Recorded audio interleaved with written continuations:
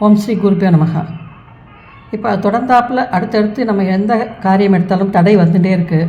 நம்மளால் உடனே எடுத்த உடனே பண்ண முடியல, நடக்க மாட்டேங்குது இப்படின்னு நினச்சிட்டு இருக்கிறவங்க ஒரு விஷயம் சொல்கிறேன் கேளுங்க. இப்போ நான் ஏற்கனவே சொன்ன மாதிரி இந்த வருஷத்தோடைய ராஜா குரு. இப்போ அவருக்கு 2 விதமான போர்ட்ஃபோலியோ இருக்குன்றதை நான் ஏற்கனவே சொல்லியிருக்கேன். மந்திரி செவ்வா. இப்போ இவங்க 2 பேரும் தான் இந்த வருஷத்துக்கு உண்டான எல்லா வேலைகளையும் செய்ய போகிறாங்க. நமக்கு பல பல நல்ல கொள்கைகள்லாம் நமக்கு அமலுக்கு வரும். அதனால் மக்கள் பயன்படுவா அப்படிங்கிறத நான் ஏற்கனவே மீட்டிங்கில் சொல்லியிருக்கேன்.